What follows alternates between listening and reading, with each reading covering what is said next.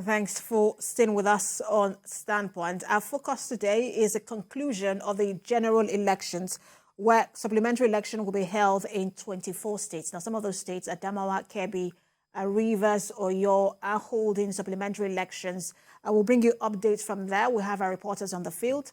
But we also know that about 33 federal constituency seats are to be filled by INEC. What would that mean for the 10th National Assembly, and then what would that mean for the presidency as well? The president-elect who is coming in, who is going to be inaugurated rather on May 29th. This is some of the conversation we're going to have on the program today. Let's bring in Dr. Gabriel Nwambu.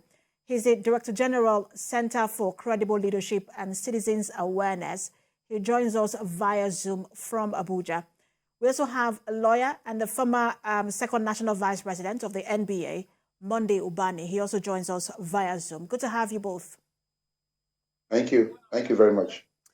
Yeah, thanks for having me. Good afternoon. Good afternoon. Let me start with you, Mr. Ubani. How do you expect things to play out today with the supplementary elections in 24 states?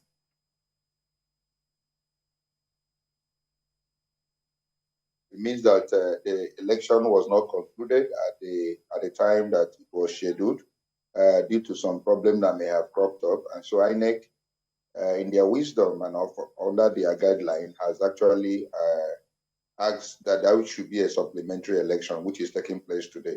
So I expect that every necessary arrangement should have been put in place by INEC in order to organize what we consider free and fair process that will enthrone the people that are supposed to emerge, being reflected of the mandate it's going to reflect the mandate of the people. So I expect that the necessary things should have been done, including one, getting the beavers to work, then secondly, ensuring transmission of the electoral result from the polling unit to INEC server.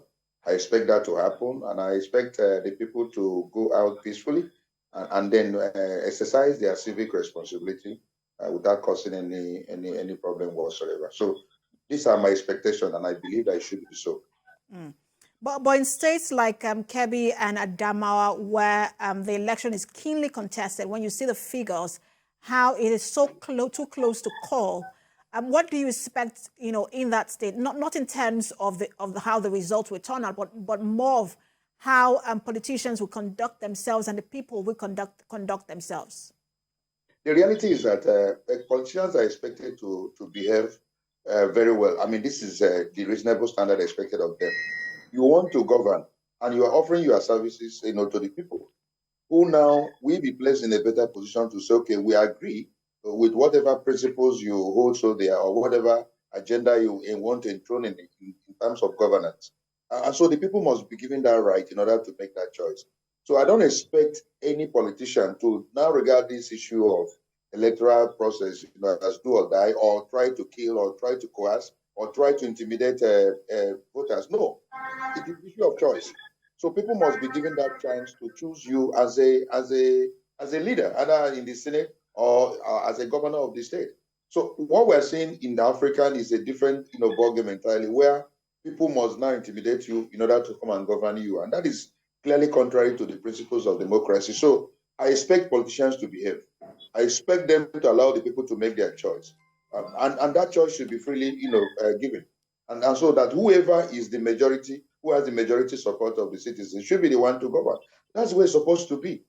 I see no reason why we are having a different, scenario entirely in our electoral process, where somebody will have to intimidate you and kill you and cause all manner of, bring all manner of thuggery into the electoral process, all because he wants to govern. It shouldn't be that way. And that's why we're not getting the kind of leadership qualities in respect of those who eventually are, selected or emerge as leaders, not actually representing the people, because in the first place, they were not chosen by the people. So my take is that politicians should be advised to be well behaved.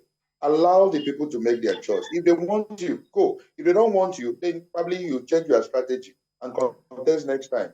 That is the least principle expected of good those who want to offer their services to the members of the public. Let me bring in Dr. Gabriel Nwambu. Dr. Nwambu, same question. What's your thought on how you expect the election to turn out? These are supplementary elections in 24 states.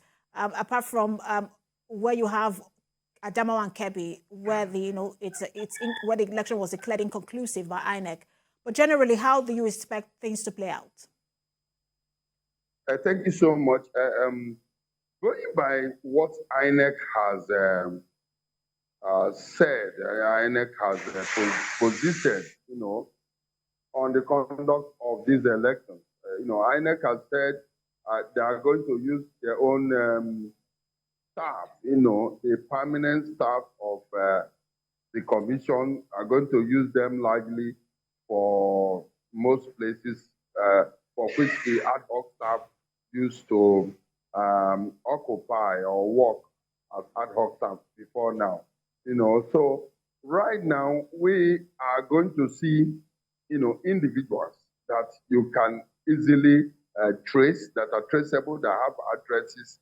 So the implication is that there is a tendency, I believe, that this election is going to be freer, this election is going to be more transparent, this election is going to be more in tandem with the provisions of the Electoral Act 2022.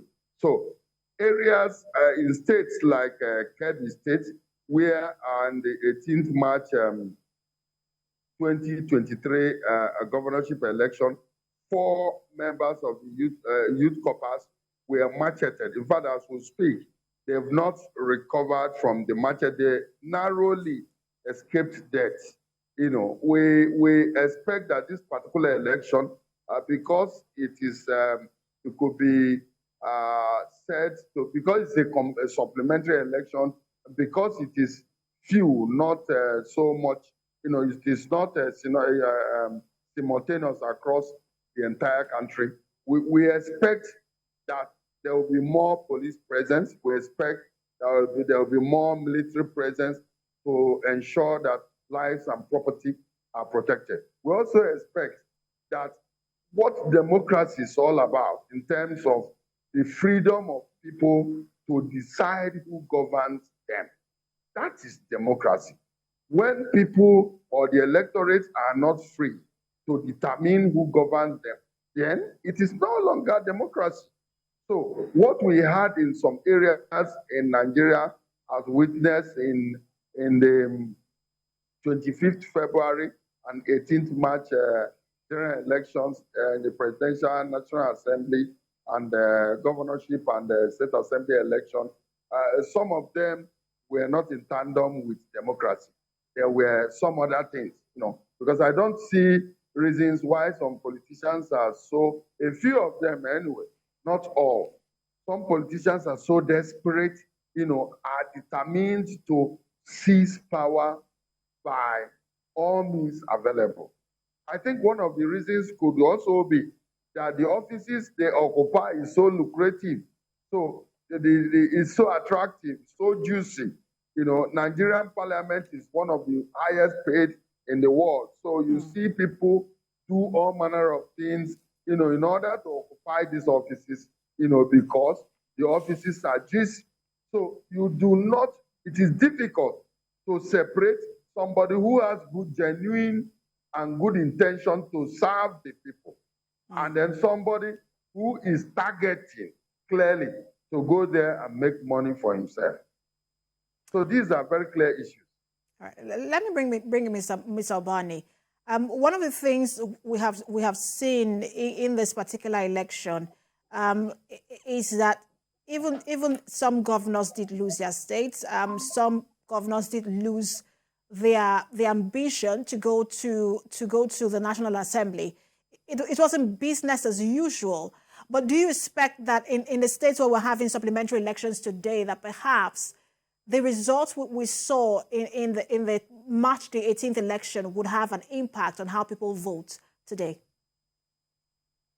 If INEC does the right thing, and that is trying as much as possible to ensure the credibility of the process, one of which is ensuring that the beavers is employed in the process, and then transmitting results electronically. Now, immediately the results are counted, at the polling unit, they transmit the result. Because I've discovered what happened during the last election in which I participated. I followed up at the collection center.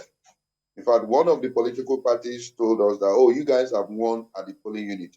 Let us see who will win at the collection center. So we found out that INEC was also promising some of the political parties that they can alter the result at the collection center. But if the result has been transmitted... Mr. Ubani, I wouldn't like to speak based on speculation. I would like to speak, because I wasn't at that polling unit, I would like to speak based on facts. I'm giving you facts. But the question I asked you, Mr. Ubani, just a minute. Hello? Mr. Ubani, just a minute. Yes. The question I asked you Yes. is if the results we've seen so far would have an impact on how people vote. For example, in a state like Adamawa, where one party seems to be trailing the other, do you think that people will then gear up and say, let's go support our person, so we'll have an outright win? How do you think that impact the results of the March the 18th election would play out or impact on today's election? You are asking me to speculate, and I'm giving you instances. If INEC does the right thing, one of which is ensuring that the beavers work, and then secondly, that there will be a transmission of the result from the polling unit, then it will determine what the mandate of the people will be. The mandate of people now will reflect on the outcome, the result itself that will be announced. And that's what I said. Because you're asking me to speculate now, because I am not in the mind of those people. I wasn't asking, Mr. Ubani, I wasn't asking you to speculate. I was speaking more in terms of voter behavior. I'm not necessarily whether the beavers or how INEC behavior may be reflected if INEC does the right thing. The right thing is, let the beavers work.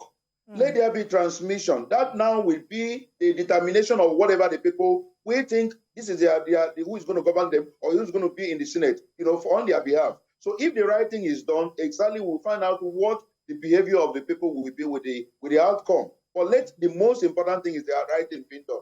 The credibility of the process is very key. It's very, very key. And anytime it is allowed to operate, it always reflects whatever the wish of the people is. And you find out that, as Riley pointed out, in my state, my governor lost to be, he wanted to be in the Senate. He lost to be in the Senate. He also lost even the candidate that he sponsored. Why? Because the credibility of the process was never questioned, was never in doubt. They allowed the right thing to be done, one in the Senate election, where there was transmission. So there was no room for any alteration of result at the collection center. I participated in the election where I saw people, being promised that they can alter the result at the collection center. But if we begin to employ and deploy technology, which is what the Electoral Act has actually done, 2022, by ensuring that we now minimize the interference of the human factor in the electoral process, we begin to see that electoral credibility will be enhanced. And we must begin to emphasize the issue of credibility of the electoral process by deployment of technology, which is what the Electoral Act has done. We're even coming to the extent of probably advocating that the election itself proper should be by electronics, which is the next stage in the amendment of our electoral process, Electoral Amendment Act. So I'm believing that one day we'll come to the level of total deployment of technology in the electoral process that will reduce the interference of the human factor that actually lead to some level of doubt in the credibility of the process. Absolutely. But let me ask, because I know you said, and I know we have overstretched you. You did say that you have another Zoom meeting, but you were already in another Zoom meeting. But let me ask you finally, this idea of extended conclusion of election, because this particular election that we're now trying to conclude, or some part of it, was in the presidential election. That's the February the 25th election. Another part of it is the March the 18th election. What's the implication of this to have this extended conclusion of general election? Well, it does impact on the timetable, even on the finance of INEC, because INEC would plan, we want to conclude this election on so day for presidential, and this is for gubernatorial and state house of assembly. Now, you are now making them to deploy more resources. You are also stretching their logistics and other factors. And even the issue of timeline within which to decide these cases. There's a timeline within which you can file for any petition, and then the court has a timeline also to decide. Now, you are going to extend all that process. So it is important we begin to ensure the credibility of the process that will not allow issue of supplementary election or a rerun. So we must always ensure that, as I keep on saying, that the issue of the deployment of technology in our electoral process will really enhance the credibility, because the human interference is what always causes problem. What I also discovered during the electoral process last time is that When some of your political opponents discover that you are very strong in this area, they will now come and cause confusion and make sure that election does not take place there, and the result will be cancelled, leading to this issue of supplementary. So we must begin to also emphasize the fact that our politicians must learn the rule of the game. That majority, it has the power to determine who rules them. That is not by force you want to throw yourself into governance. Allow the people to decide. And when we begin to emphasize that and reduce the perks of office, very importantly, perks of office is what makes people to be desperate. What people gain when they become governors and senators so much, and that's why they do all manner of things in order to disrupt the process, in order for them to be in. So let's reduce also the perks of office to these public office holders. That again will begin to entrench some level of credibility, which is what my brother has said. The senators earn so much, House of Reps earn so, the governors, immediately you become a governor now, you're a multi-billionaire because of the issue of accessibility to the treasury. Unhindered access to the treasury, because the institutions are not working, the House members are not monitoring you as a governor and all that. So we must begin to really reduce the issue of pegs. And if you reduce it, more genuine people who are really genuine that really want to go and govern, will begin to come out. These are part of the thing we have to begin to incorporate into our electoral process that will make it to be a bit fair and credible. It's very important. The pegs of office, let's reduce it. The issue of unhindered access to treasury, let's ensure that it does not happen. Let's also ensure that we deploy more technology in our electoral process. These are processes that will really enhance our credibility. And then the kind of leadership that will take this country to where we want will begin to emerge. It's my belief. It's my recommendation. Thank you so much, Mr. Mondo Ubani. Thank you for allowing us to drag you out of your other Zoom meeting. We will let you return now. Always a pleasure to have you speak to us, lawyer Mondo Ubani. Let's take a break. When we return, we'll continue the conversation with our other guests. Mr. Mondo Ubani did raise some critical points that I would like to further discuss with my other guest. Stay with us.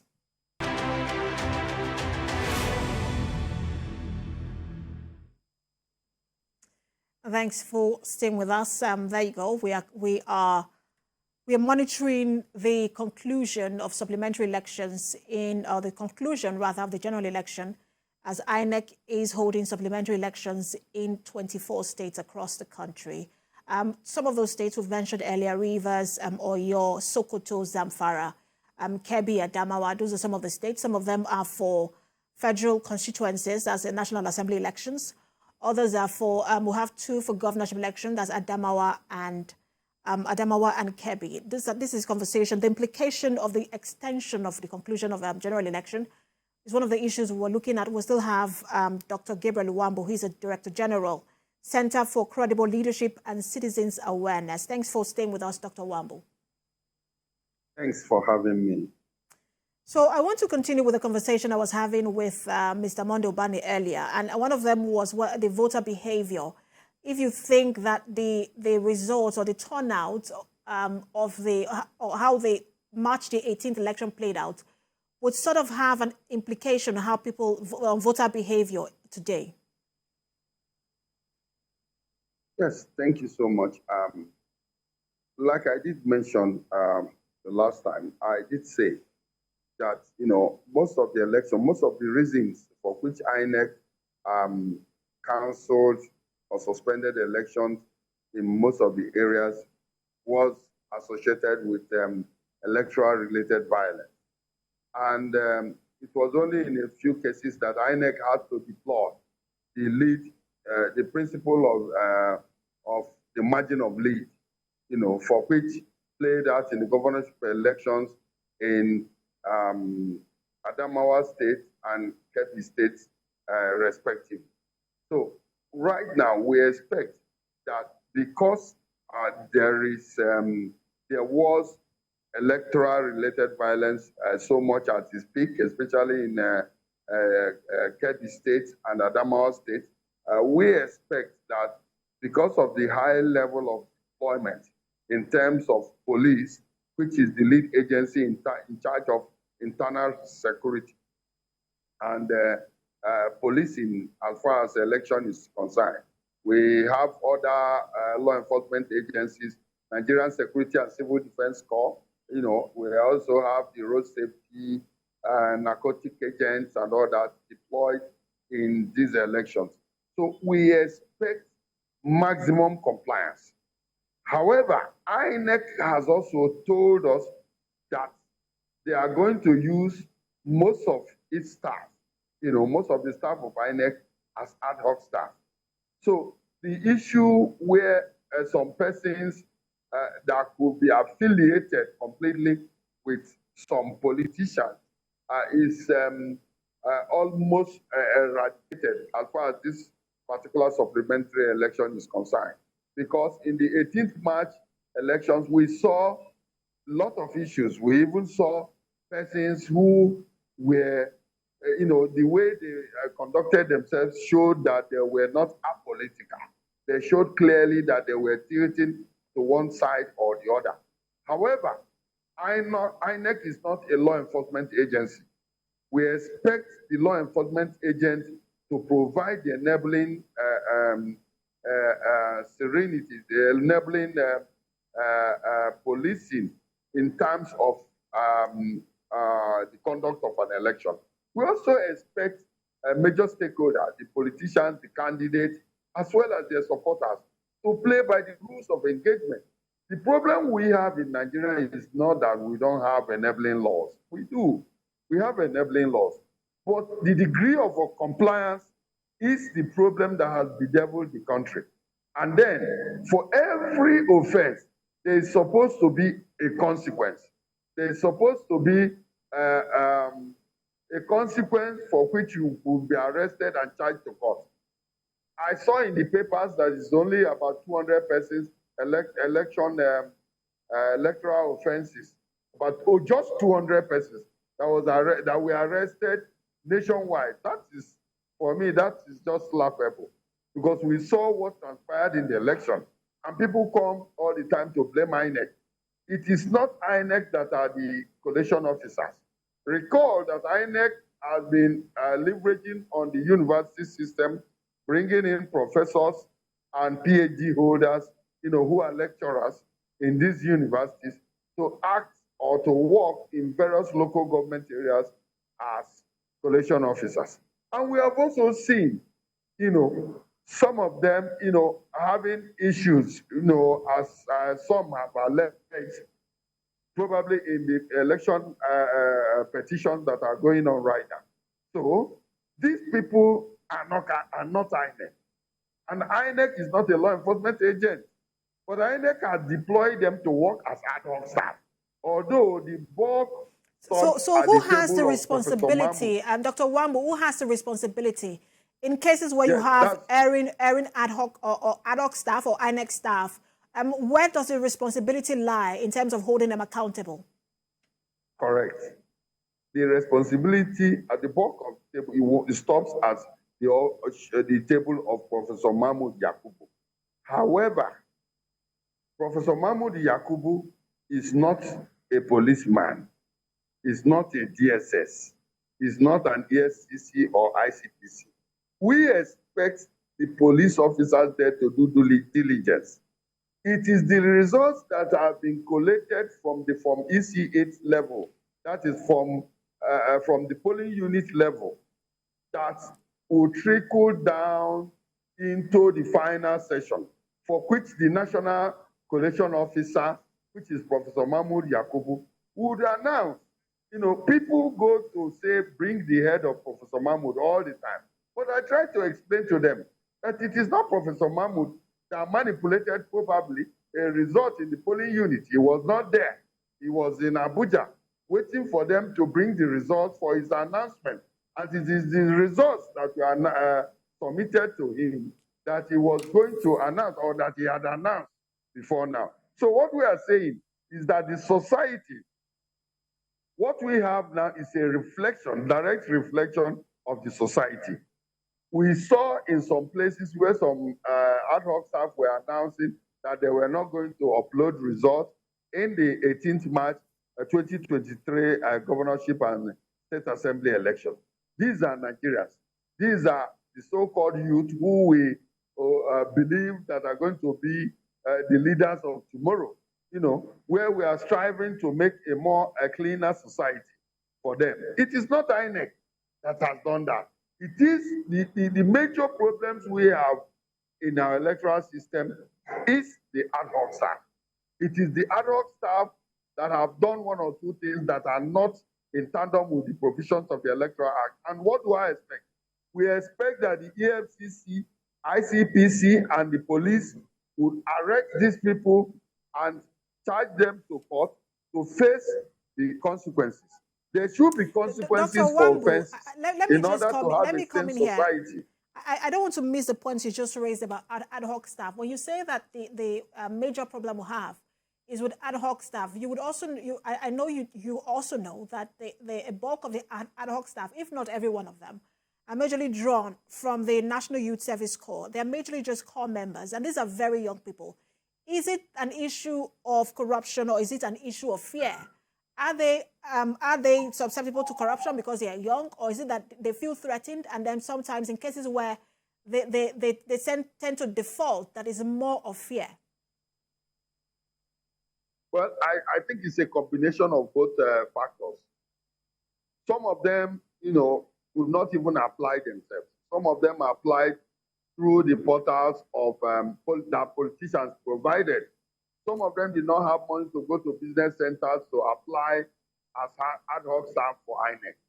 Some of these politicians, had machines in their homes, and then people could come and apply. And anybody who applies via such means is likely to be, an aide or a supporter of that politician.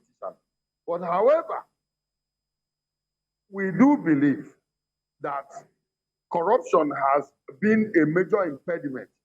If we say these persons are youth, we expect them to want to strive for a better Nigeria. We expect the youth to want to, change the business as usual. We expect them to do the right. So if from the polling unit level, remember, the result is going to go through, for instance, if it's a presidential election, you could move trickle down from the polling unit, that is from EC8A, to from EC8B, that is the ward, from EC8C, that is the local government, up to the local government, to the federal level, to the national headquarters. So what do we expect? We expect that right from the polling unit level, people should do the right thing. We expect that Nigerians should be tired of this corruption. Nigerians should want a better country for all of ourselves. Nigerians should want, to be proud in the League of Nations. The temptation is so much because the stomach infrastructure is important, very pertinent. But however, are we going to continue in this corruption and sink the ship called the Federal Republic of Nigeria? Or are we going to do the right thing? So I expect that this election, because INEC have used its own staff, people that could be arrested easily, people that have addresses, people that could be easily traced, we expect that elections, these supplementary elections, is going to be largely free, going to be largely transparent, going to be largely very, very credible. But how, because I was asking Mr. Ubani earlier, and I want to also ask you, in terms of the conclusion of general elections, most times we see an extension of it in terms of supplementary elections because of violence, because of how you also mentioned the margin of lead earlier. But is there a way that we can eliminate the extension of conclusion of elections, and what is the implication of it? No, you see, the truth of the matter is, what is democracy? Democracy is defined as the government of the people, for the people, and by the people. In other words, it is a participatory kind of governance. Now, if the people who are the determinant or supposed determinant of those who govern them does not have a say in determining who governs them, then it is no longer democracy. It is something else then.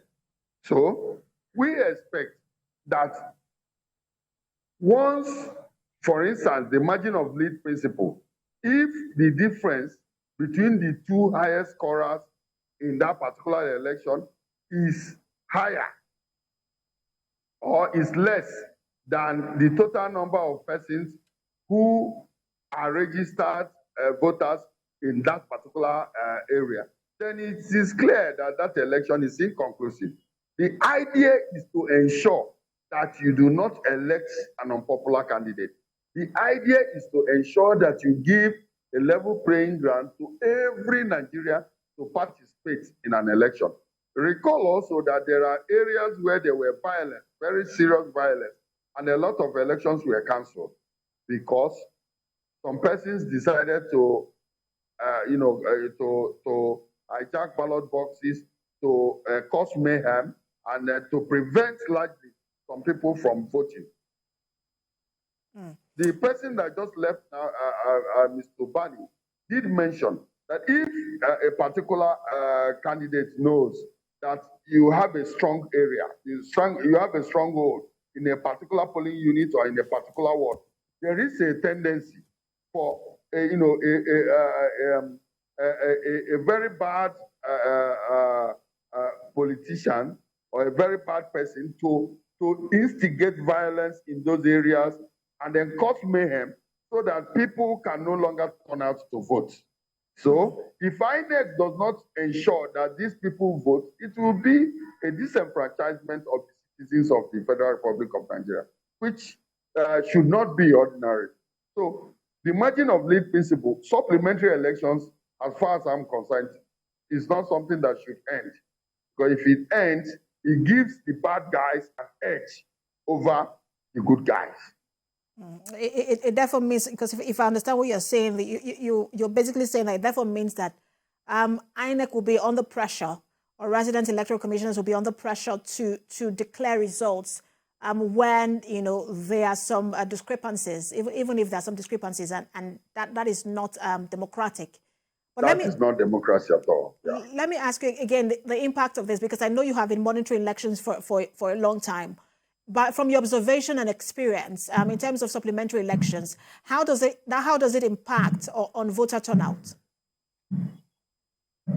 It depends on the level of security. For instance, in Adamawa State, where we expect that about 91,000 voters are going to exercise their franchise in almost all the local government areas except one, we expect, because of the level of policing there, because of the large deployment of security in such states, in Kebbi, for instance, where 91,000 voters would exercise their franchise, expectedly. We expect that people would turn out massively to vote because the presence of the police and the military that are in strategic positions, the men of the National Security and Civil Defense Corps, who are also present in the polling units, these are supposed to act or provide maximum security for any person, any eligible and law-abiding person to come and exercise his or her franchise. Now, recall also that in a place like Adamawa State, where we expect about 36,000 persons to exercise their franchise, we also expect that the people will turn out en masse to vote, except when there are threats to life, when the people feel that their lives is no longer secure. Once their lives are not secure, then you expect a very high level of voter apathy to worsen the effects. You know that since the return of democracy in Nigeria since 1999 to date, Nigeria has never met up to 50% of voter turnout in all our elections. Some people will want to ask why. It is because of reasons like this. We expect that people should be free.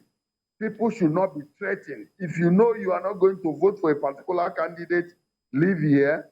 If you vote for any other candidate other than candidate A, we are going to deal with you. These are things that are anti-democratic. And these persons that are non-state actors should be fished out and dealt with, including voter inducement. If there are lots of persons who occupy government positions and they feel that because they have the avalanche of the luxury of utilizing the public treasury to buy or induce vote, that is not supposed to be. We also expect that the EFCC and ICPC should do the diligence by bringing perpetrators of this crime, especially in this supplementary election of today, to book. Not bringing them to book in a closet, bringing them to book and transmitting same, making it as public as possible, so that Nigerians will see that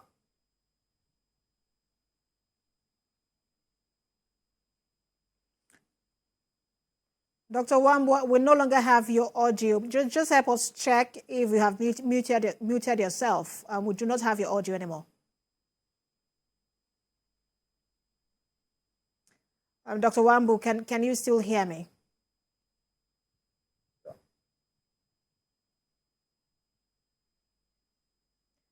Dr. Nwambu, all right. Let's take a break. I understand that we need to take a break just to allow you sort out the audio from there. And when we return, we'll continue. We'll be wrapping up the conversation with Dr. Gabriel Nwambu. Stay with us.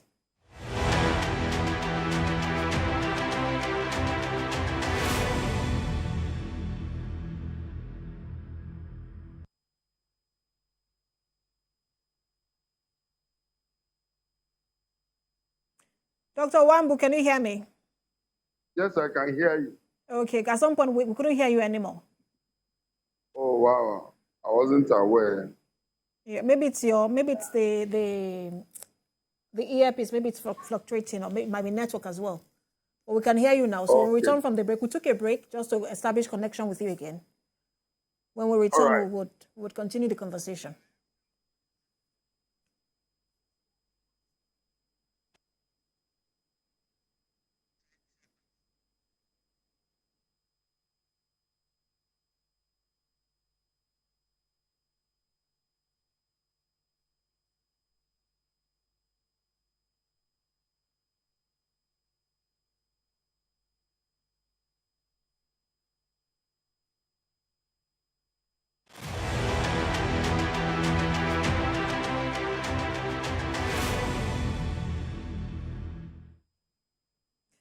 And you're watching Standpoint. We had to take that break to reestablish connection with Dr. Gabriel Nwambu. We did not have audio from him for a few seconds, but we have him now. Thanks for staying with us, Dr. Gabriel Nwambu.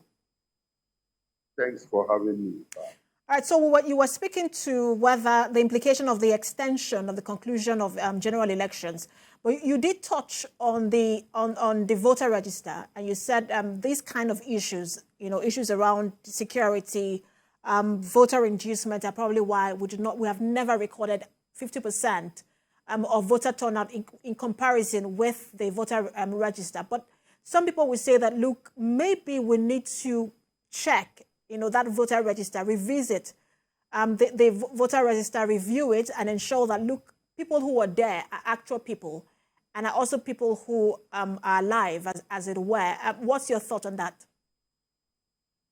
Yes, I think it is long overdue. We need to revisit our voter register in Nigeria. One, to check the level of mortality, to check the number of persons who have actually died. There are persons who have actually died and their names keep resurfacing, in the voter register. And unless such voter registers are cleaned up, tidied up, it becomes very difficult. And then maybe there are errors. Maybe there are one or two persons who erroneously were registered and they are not human beings. Probably they are fake human beings. But with the kind of system that INEC has introduced, I think a lot of those fake human beings that were registered before now has been largely flushed out. So, but we intend to employ INEC to keep revisiting this system of cleaning of our voter register in order to be sure. Because sometimes you find out that if we always have less than 50%, where are the other people? And Dr. Nwambu, is it even possible that somehow we have been recording maybe 50% of our registered voters, but because of the state of the registered the voter register, we just don't know it?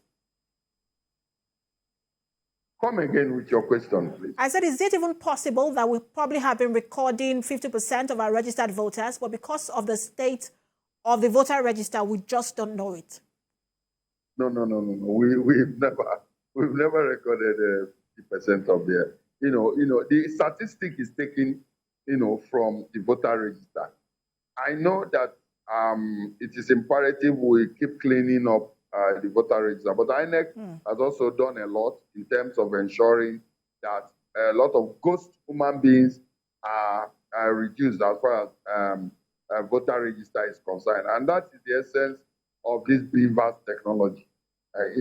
So I think way forward, Nigeria is an evolving democratic nation. It is not yet Uhuru. I think it is work in progress. INEC will keep revisiting the cleaning and cleaning up of our voter register in order to be sure the accuracy is what we need. To be sure that we get rid of underage voters, we get rid of mortality, then we get rid of fake registration, fake registrants and fake human beings who are masqueraded, and people who are not Nigerian nationals also. These are people we believe that we should get rid of in order to be sure we get the accurate number of registered voters in Nigeria.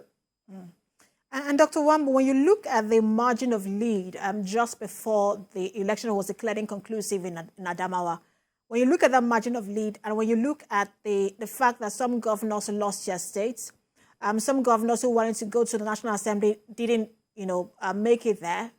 There were also issues around senators or lawmakers who wanted to also return, but, couldn't return to the national and state assemblies. What does this tell you about where we are in terms of the power of incumbency? You see, the entrance of the third force in Nigeria, has changed the conventional writing. It metamorphosed the electoral topography in Nigeria into something new. I tell you, some persons might differ in my postulations. The entrance of the third force in the electoral process of Nigeria is a good thing. The idea is that it has shown, persons who are our elites. It has shown Nigerians. It has shown people who occupy public offices that it is no longer a business as usual. You must do things that are in tandem, things that affect the lots, that have the direct bearings to the yearnings and aspirations of your constituents. If you are voted for and you just go to Abuja and relax, and after the 4 years you go back to your constituency to want to appeal to the people to vote for you, there is a tendency that they might revolt and put you out and vote for somebody who is even an Okada rider, who had no money to print posters. So I think Nigerian political space has changed. It's no longer the two-party thing, that we've been seeing for quite a long time now. So anything can happen. So political office holders should learn to render services to the Nigerian citizen. They should learn to distance themselves, from a peculation of the public treasury. They should also learn, to do things that have direct bearing with the yearnings and aspirations of the average Nigerian citizen. And that's the way to go. I know that just to pick up from where, as we begin to wind down the conversation, just to pick up from where you left off in terms of rendering service, once this election is concluded in the 24, supplementary elections are concluded in 24 states, it means that somehow that governance is set for the next 4 years. We know that there are court cases and tribunals across different levels, but somehow it gives a picture of what governance might look like in the next 4 years, pending those judgments. But what's your expectation from those who have been elected at every level, presidency, the gubernatorial elections, National Assembly, state houses of assemblies as well? No, we expect a lot of changes. We expect things to differ from the conventional way it has always been. We expect that there could be possible amendments of the Electoral Act to strengthen our democracy. We did see that there are some lacunas here and there. You know, INEC as an electoral management body saddled with the constitutional responsibility of conducting transparent, free, fair, and credible elections. INEC is not a body of magicians. INEC are Nigerians. If INEC are recruiting ad hoc staff, they are recruiting Nigerians. They are not recruiting Malians or Italians, you know. So the people who work as bulk ad hoc staff are most of the people that are causing one or two hitches that we see in the electoral process of Nigeria. So my recipe, my take, actually, is that there should be more punitive measures for any electoral offender. In fact, electoral offenses should have very serious jail term, including up to 20 years, as the case may be. You see somebody who says, please, if you don't want to vote here, you should go. I cannot upload any result from here, either for one reason or the other. But there is a provision in the Electoral Act 2022 that if a presiding officer fails to upload results, there is a punishment for it. But these punishments tend to be weak. Enforcement, you know, has been a challenge. So we need to increase the penalty for such offense.